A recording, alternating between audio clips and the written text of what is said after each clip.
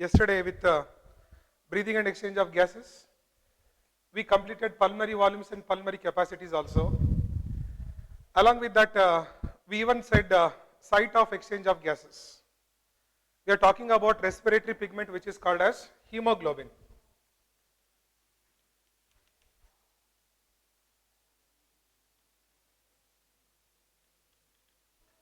Yesterday's concept, respiratory pigment, what we are talking was about hemoglobin.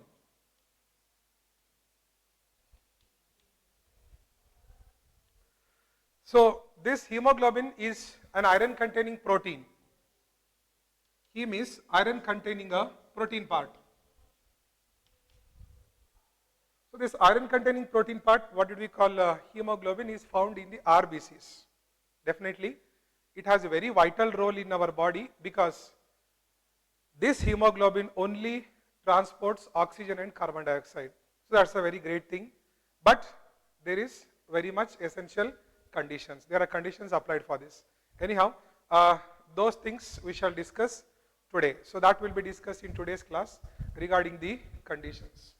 Respiratory pigment is hemoglobin, heme is iron, globin is protein. So this is found in the RBCs. This is found in the RBCs. Different animals like cockroaches which have colorless blood. Okay, so there is a fluid called hemolymph. Hemolymph is the fluid in which oxygen can be absorbed. They don't have any cells who carry this oxygen, right? In the other members like what do you call mollusca, there is a pigment called hemocyanin, right? So not only single molecule, there are different groups of molecules. Copper containing molecule, here it's iron containing molecule. So who will transport the gases, oxygen as well as carbon dioxide. Okay, so this respiratory pigment hemoglobin, which is iron containing protein, present in the RBCs,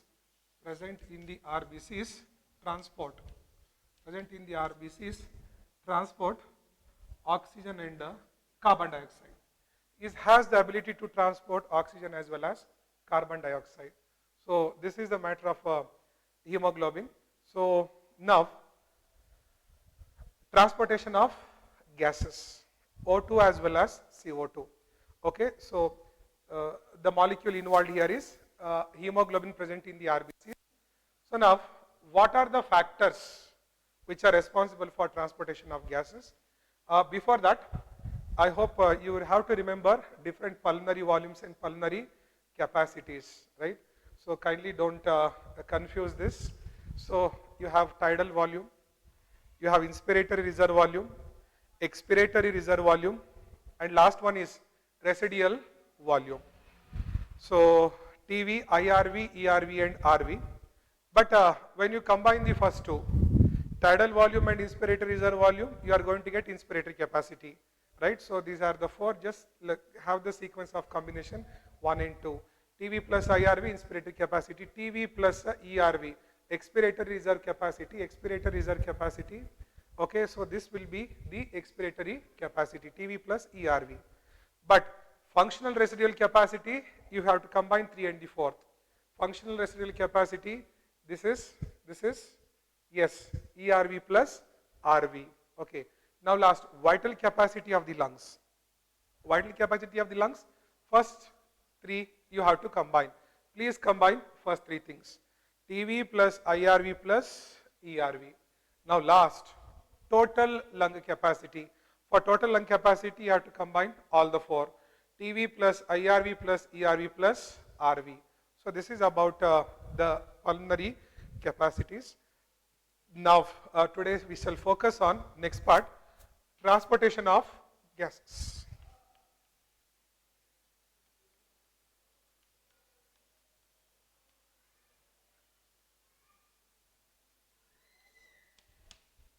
Transportation of gases. We will start with first one, transportation of oxygen and transportation of carbon dioxide later. First, it is O2 and the second one is CO2. So how does oxygen get transported?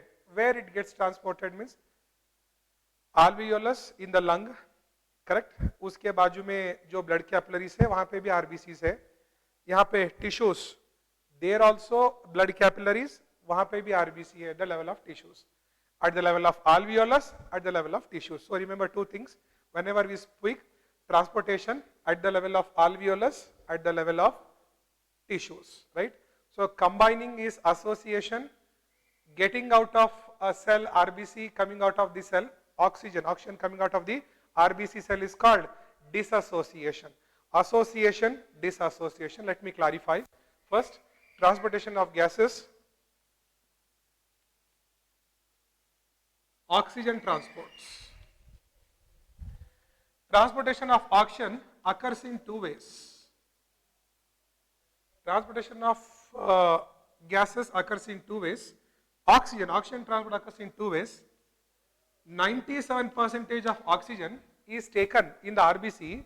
Oxygen is carried as in the RBC. Oxygen is carried as 97% is carried as oxyhemoglobin. Oxyhemoglobin. Next, 3% is carried as or is taken as, not actually carried, is taken in the form of dissolved plasma. Is taken in the form of dissolved plasma. Right? So oxygen transportation occurs in two ways, 97% in the form of oxyhemoglobin, 3% in the form of dissolved plasma. Okay, now O2 combined with RBC, association, O2 coming out of the RBC, dissociation. So now factors are there for this. We have to look into those factors. Which factors will make O2 combine with hemoglobin? Which factors make O2 come out of hemoglobin? So now see, this is RBC. RBC has, I will just write hemoglobin directly. Watch here. In the RBCs, now there is hemoglobin HB. There are some factors around you which makes combination of O2, combination of O2 with hemoglobin. O2 combines with hemoglobin surrounded by, okay, surrounded by. O2 combines with hemoglobin, this is association. Next, there are certain factors around this RBC which makes hemoglobin to dissociate oxygen. Dissociation, correct? So this is dissociate. Both O2 combined with HB, association. O2 released by HB, dissociation. For both, there is a list of factors which are involved here. So now we'll start with 97% of oxygen is carried by the RBC. First we will see how it is taken. Okay, when O2 combines with HB, what is that equation called as? And next I will tell what are those factors who are responsible for association, what are those factors who are responsible for dissociation. Now first let me go with this. 97% of oxygen is carried as oxyhemoglobin. Here, hemoglobin, that is one molecule of hemoglobin, combines with oxygen. How many molecules of oxygen? 4 molecules of oxygen. So I am talking about this thing. One molecule of hemoglobin combines with 4 molecules of oxygen to become a structure called HbO2, or like a 4-HbO2, whatever you call. This is known as oxyhemoglobin.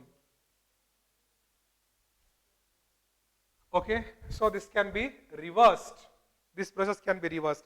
Sir, where does this occurs? This step occurred at the level of alveolus. This is occurring at the level of alveolus. Hb combines with O2 to become HbO2, oxyhemoglobin. This step is occurring in the alveolus of our lungs. It is occurring in the alveolus of our lungs. Next part. Reversible reaction. Oxyhemoglobin splits. Oxyhemoglobin splits to release oxygen and hemoglobin. So this is dissociation. This reverse process occurs at the level of tissues. At the level of tissues. See. Simply very easy. Very, very easy. Maximum oxygen जो भी हम lungs में respire करते हैं, maximum oxygen RBC के अंदर oxy haemoglobin बन के transport. Okay, O2 combines with Hb, 4 molecules of oxygen, 4 HbO2 oxyhemoglobin. This first step, whatever is shown here, this occurs at the level of alveolus. This occurs at the level of alveolus, and at the level of tissues. And at the level of tissues, what occurs at the level of tissues? This whatever called as oxyhemoglobin splits. This oxyhemoglobin splits, releasing this oxygen into my tissues, and the hemoglobin remains in the RBCs. Hemoglobin will be as it is in the RBC. Oxygen comes out of this. Now, next part. 3% in the form of dissolved plasma. Plasma has water, कुछ hemoglobin नहीं है. Plasma के अंदर पानी है. In the form of dissolved oxygen, 3% will get carried. Let it be as it is. Now question comes, factors which affect the binding of O2 with Hb. What made O2 to combine with Hb? Here also, what makes O2 to combine with Hb, right? Hb of the RBC. What are these factors which causes binding of and which causes dissociation of? So now I will erase and I will write factors affecting the formation of oxyhemoglobin.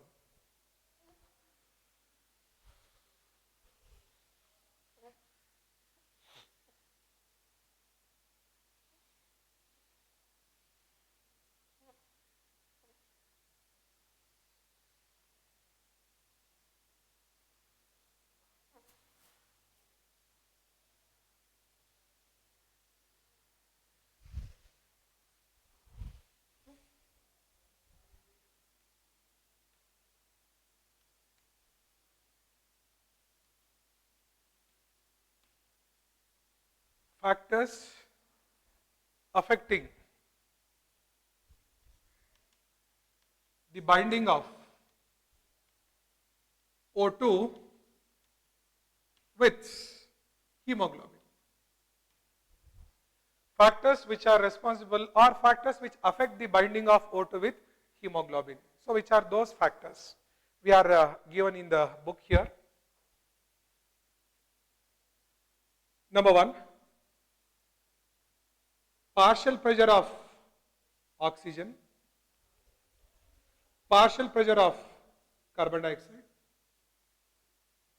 partial pressure of, oh I'm sorry, only 2 partial pressures.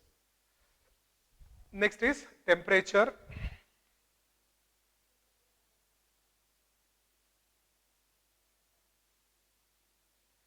PO2, PCO2 temperature,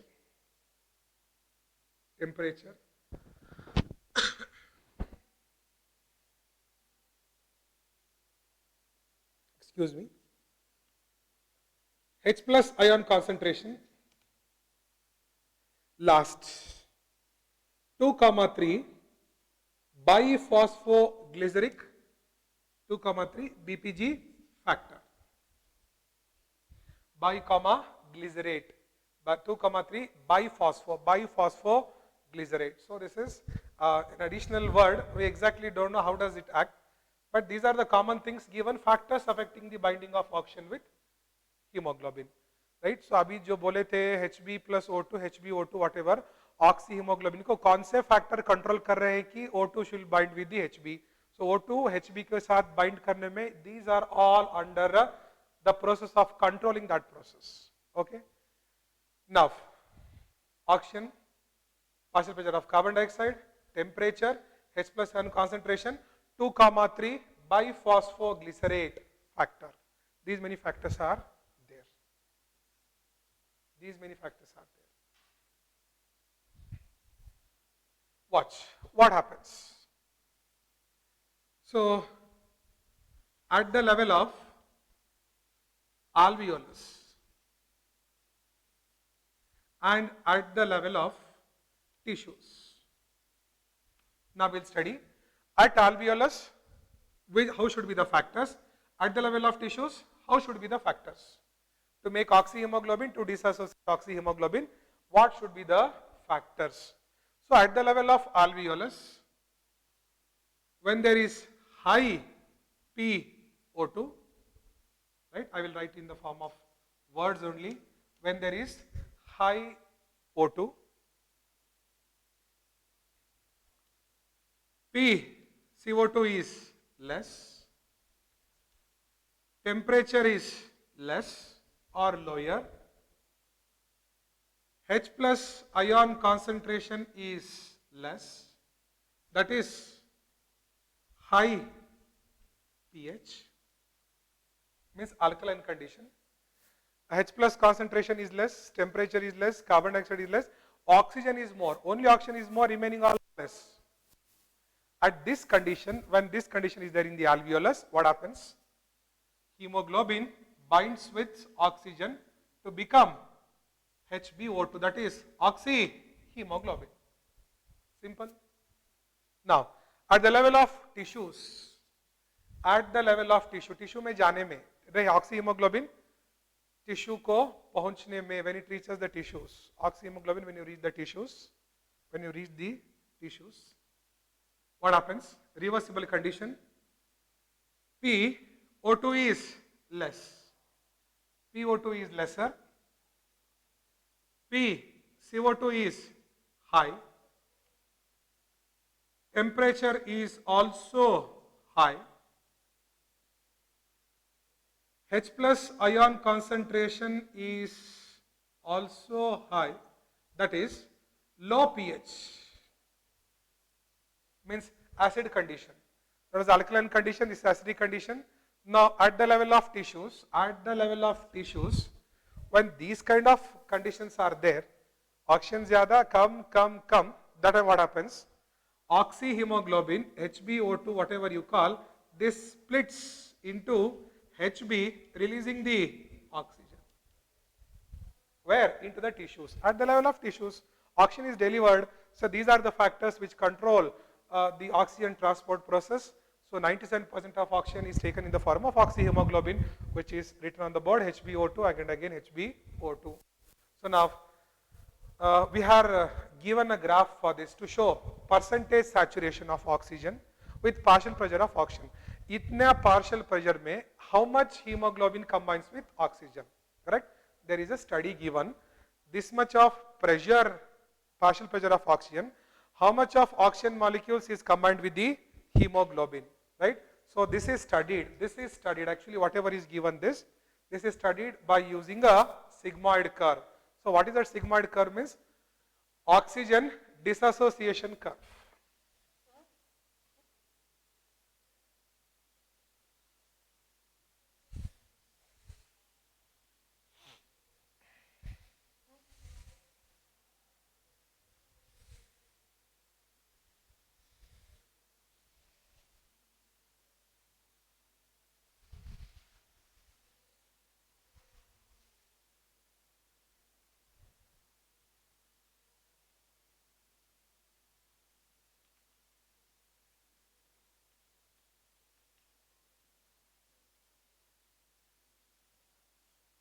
Oxygen dissociation curve.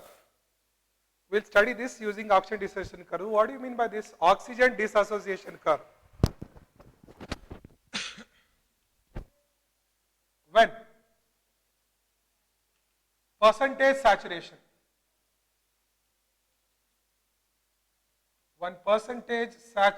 of oxygen with hemoglobin is plotted against, when percentage saturation of oxygen with hemoglobin is plotted against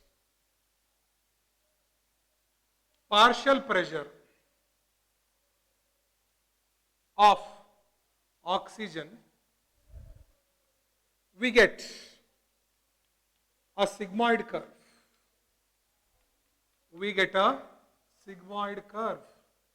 This sigmoid curve, which is obtained when we plot saturation of oxygen with hemoglobin, we get a sigmoid curve.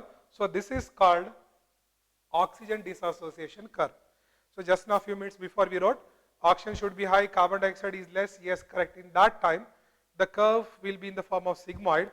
When binding, curve shift left. When dissociation, the curve shift to right. So I'll just take this curve.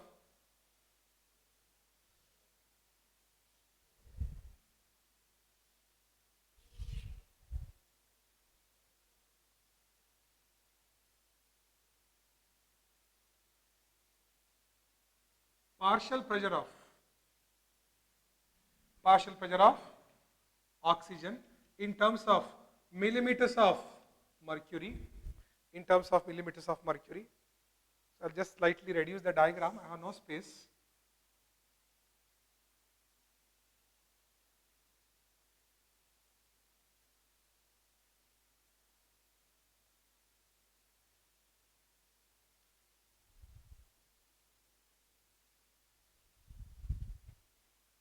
Zero, 20, 40, 60, 80, 100 millimeters of mercury.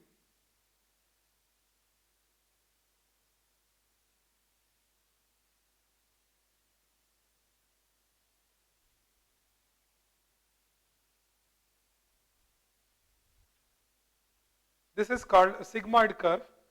What does it indicate? When percentage saturation of oxygen with hemoglobin is plotted against the partial pressure of oxygen in terms of millimeter of mercury. This is what we get. Now see what happens to this graph. This is a generalized graph, sigmoid curve, generalized graph. So dissociation and association. Okay. First, at the level of alveolus, which is called as association of O2 with Hb to make a HbO2. That time the graph shifts left. The graph shift to the left. So this is again when PO2 is high, CO2 is less, temperature is less, H plus is less, whatever you tell, that time the graph takes a left shift. The graph takes a left shift.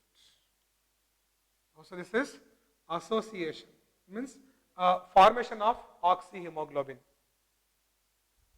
Formation of oxyhemoglobin. Next, at the level of tissues,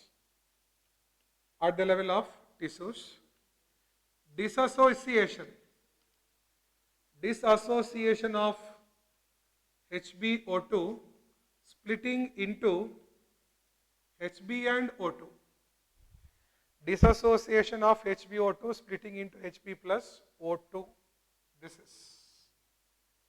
This is a right shift.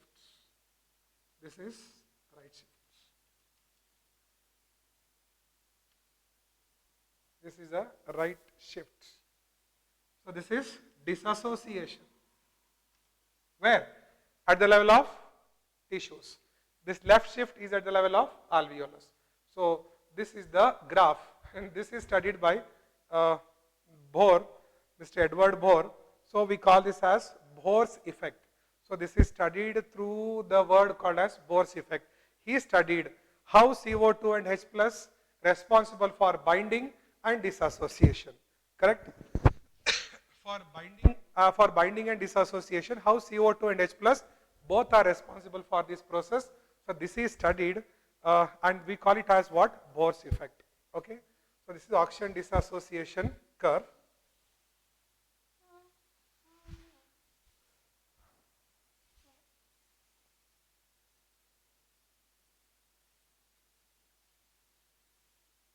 This curve is studied as Bohr's effect.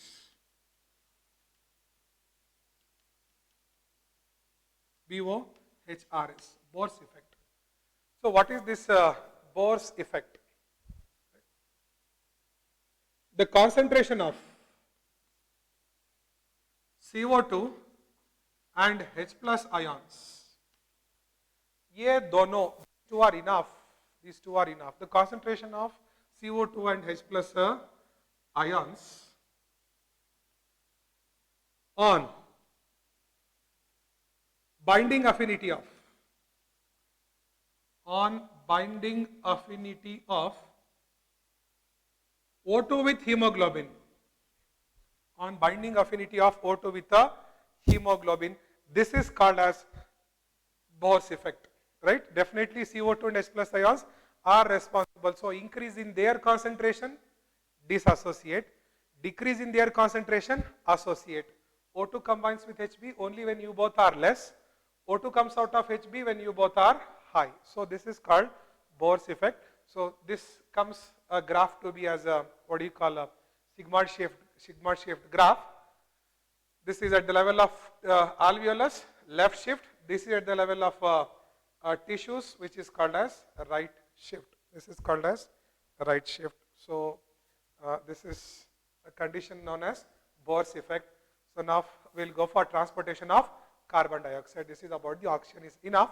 We'll go to transportation of carbon dioxide.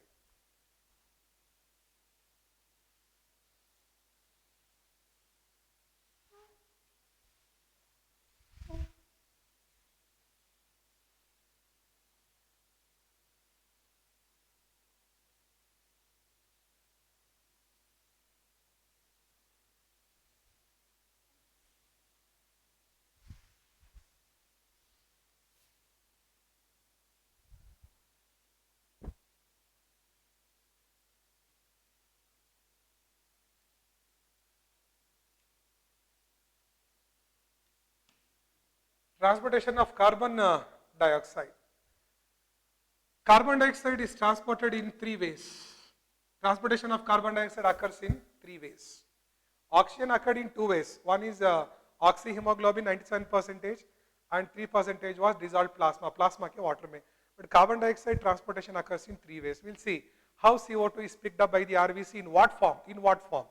CO2 when enters the RBC, what it becomes and how is it getting transport. How is it getting transport? First thing, as carbaminohemoglobin. Carbaminohemoglobin as bicarbonates. As bicarbonates. Third one, in the form of dissolved plasma.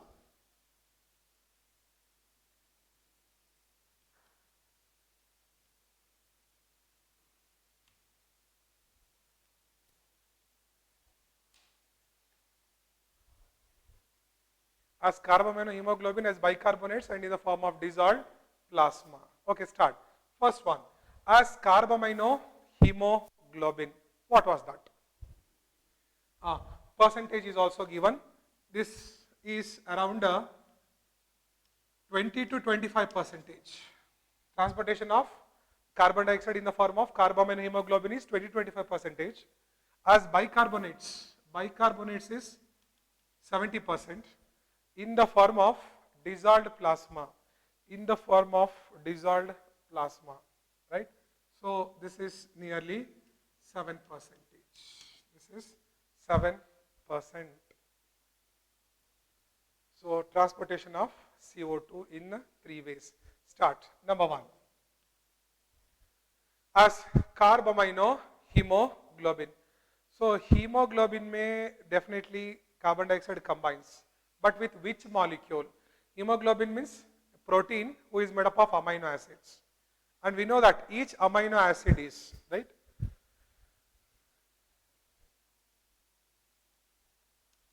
Carbaminohemoglobin. So this hemoglobin, which is made up of protein, and protein is nothing but chain of amino acids. Each amino acid is made up of NH2 and COOH group. NH2 and COOH group. So now indirectly hemoglobin means NH2 COOH. Hemoglobin protein ke andar amino acid having NH2 COOH group. Each amino acid is made up of NH2 COOH group only plus now I am combining this NH2 group with the carbon dioxide. So this is the meaning of the first word there. Carbaminohemoglobin. Carbon dioxide combines with the amino group of amino acid. Carbon dioxide combines with the amino group of amino acid. Yes. So this is about carbaminohemoglobin.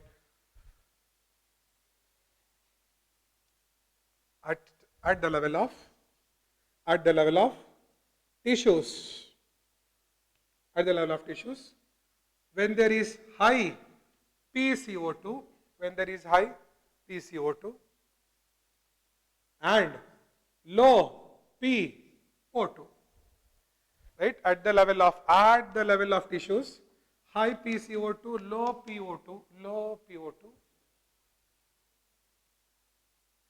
Carbon dioxide combines with hemoglobin. Directly we will write that NH2 group and all. It is you understand, but I will write directly Hb. CO combines with Hb and becomes HbCO2. Enough. So that is called carbaminohemoglobin, not carboxy, carbaminohemoglobin. So that reaction is at the level of tissues. Next, coming to the alveolus. At the level of alveolus, there is low PCO2 and high PO2. This causes reversible reaction. That is, what happens? HbCO2 splits into CO2 plus Hb, and CO2 is given out. So simple. HbCO2, Hb and CO2 is given out in my alveolus of the lungs. So this is very simple. So exactly here, amino acid NH2 group, CO2 is added. Overall, I write like this: CO2 plus Hb, HbCO2. So this work occurs. Carbon dioxide transported with the hemoglobin, amino group of hemoglobin, in the form of 20 to 25%. RBCs are taking the CO2. 20 to 25% with the amino group. Baki ke 70% of carbon dioxide, it is made to convert into a molecule called as bicarbonates. Bicarbonate बना के उसको ले जाते. आप अंदर आए RBC में, आप कार्बन डाइऑक्साइड थे, बट आपको बनाया गया bicarbonate, because carbon dioxide plus water becomes acid. So I have to make you as bicarbonate ion. So ion बना के आपको आल्वियोलस तक ले जाते. So that is the second step. Very easy. How to transport this in the form of bicarbonates.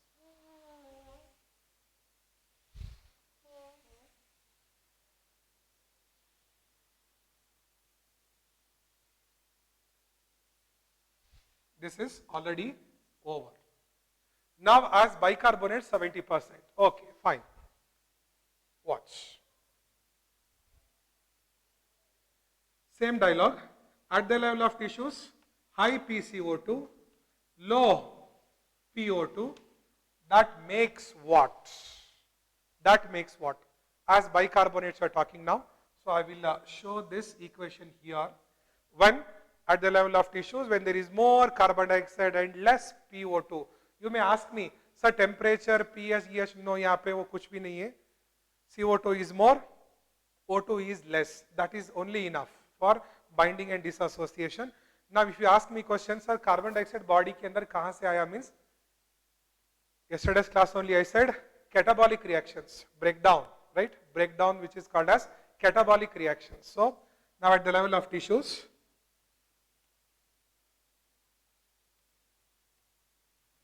due to catabolic reactions, there is higher level of carbon dioxide. So this carbon dioxide, CO2, combines with the oxygen. Now start the reaction. Now due to catabolic reactions, there is high level of carbon dioxide. Now carbon dioxide combines with the water first, and this is catalyzed by the enzyme called carbonic anhydrase. Now question is, what is this enzyme? For bicarbonates, for transportation of bicarbonates, whatever is written in the RBC, to make carbon dioxide as bicarbonates, and transport the carbon dioxide as bicarbonates in the RBC, there is an enzyme. The name of this enzyme is carbonic anhydrase. Carbonic anhydrase. What does this carbonic anhydrase enzyme do? It makes this reaction CO2 plus H2O is done by carbonic anhydrase. It is very much. In RBCs there is an enzyme in higher concentration. In higher concentration there is carbonic anhydrase. This carbonic anhydrase is also in the plasma of the blood in little amount. This is also found in plasma in little amount.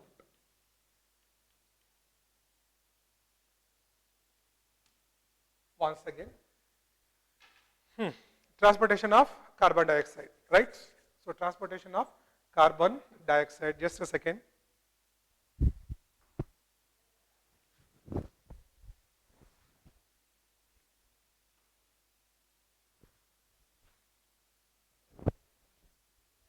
Okay, fine.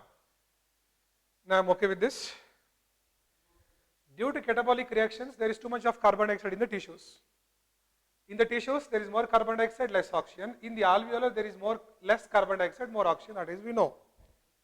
Now, how does carbon dioxide get transported? How does carbon dioxide get transported? In the RBC, there is an enzyme called carbonic anhydrase in higher amount. This same enzyme is also found in the plasma in a very little amount. What does this enzyme do? What does this enzyme do? CO2 plus H2O, carbonic anhydrase enzyme, combines these two to become H2CO3, carbonic acid. Further, in the RBCs, this is locked as. This is further locked as HCO3 minus plus H plus. Further, carbonic acid splits into bicarbonates ion and H plus. Because this is an acid, you cannot keep this acid containing carbon dioxide in the cells. So you have to split into ions. So carbon dioxide is locked in the form of HCO3 minus. That is the beautification in the RBCs. RBCs will not keep this carbon dioxide in its original form. आपको convert करके रखेंगे. It is needed for a buffering system of RBCs, right? So K plus ions, Cl minus ions, plus and minus charges. The buffer system is there in the blood. So for that, you need to do this HCO3 minus and H plus. So this occurs where? At the level of tissues. This equation occurs at the level of tissues. Now look, at the level of alveolus, reversible reaction, carbon dioxide is less, oxygen is more. So reversible reaction, what has to be done now? What has to be done for this process means, now again here, HCO3 minus combines with H plus to become H2CO3, again same enzyme. Which enzyme? Carbonic anhydrase, right? So HCO3 minus combines with H plus to become carbonic acid. Carbonic acid again back releasing the carbon dioxide in the alveolus and a water of molecule present in the RBC. Water molecule in the RBC release the carbon dioxide out of the alveolus. So this is a reversible reaction. One comes to and one more goes fro, to and fro. So second, this reaction which occurs at the level of alveolus. So I hope we completed 70% of transportation in the form of this bicarbonates ion. 70% in the form of bicarbonates. Now,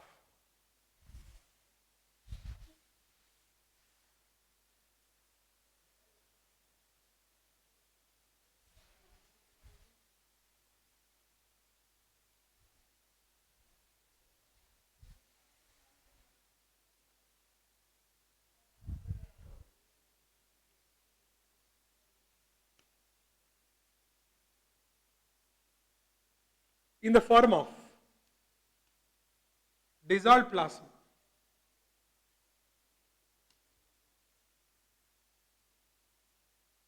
in the form of dissolved plasma. How much? 7%. Very easy.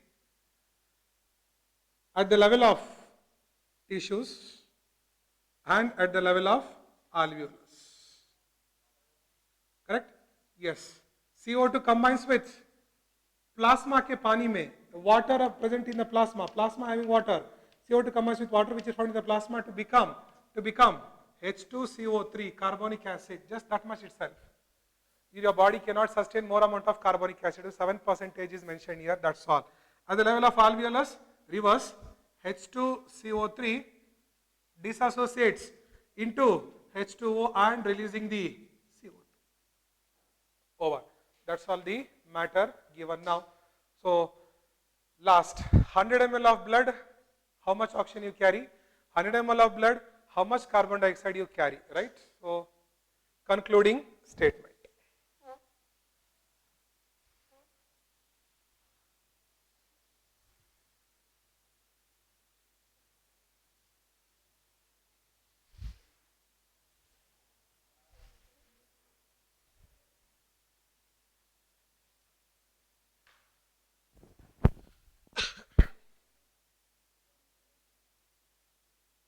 Each 100 ml of oxygenated blood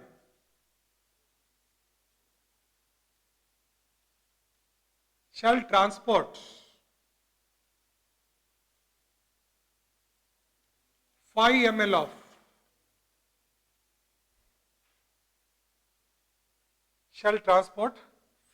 ml of oxygen to tissues.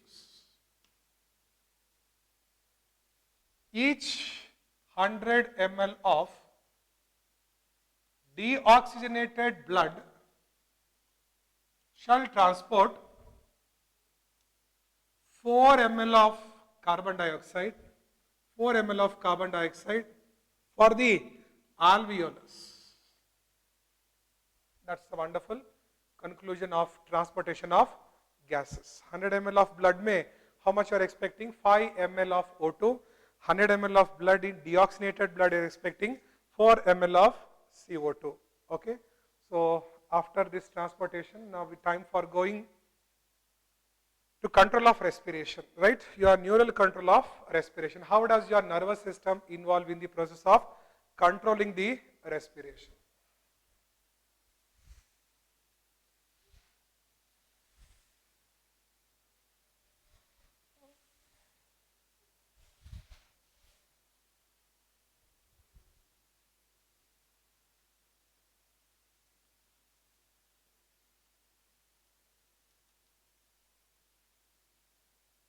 Control of respiration means regulation of respiration. Neural regulation or control of respiration is also known as neural regulation of respiration. So, nervous control of respiration. So, I will go with this first pons. This is medulla oblongata.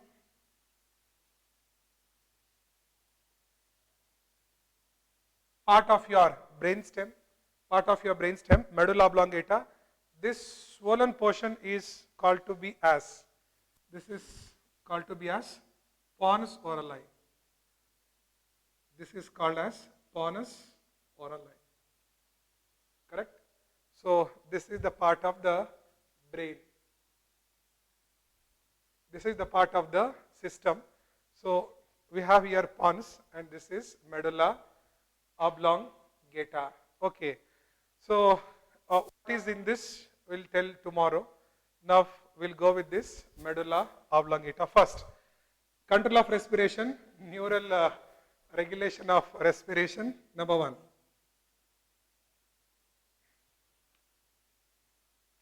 Respiratory rhythm center. Respiratory rhythm center. This is a primary center, primarily involved in respiration, a primary center involved in respiration. It's a primary center or primarily involved in respiration, correct? So, this is absolutely involuntary, this is involuntary, a primary center which is involved in the respiration, this is under involuntary. Now, question, where it is found means located in medulla oblongata, medulla oblongata of the brain. आप कुछ मत दूसरा समझना, ये brain का part है, right? So this is a part of the brain. So this is located in the medulla oblongata of the brain. This is pons orali. So this is primarily involved in regulation of respiration. So we'll talk about the other centers. So first one is respiratory rhythm center. So I'll call this as RRC, respiratory rhythm center, which is found in the medulla. Is a primary center or primarily involved in control of respiration. So respiration is absolutely involuntary, but if you wish voluntarily, you can alter the increase and decrease the inspiration process. This is located in the medulla oblongata. So which are the other centers? We shall again come and discuss in the next class. So tomorrow I will come and continue the other centers who are involved in control of the respiration. Okay. So fine, we will stop here right now.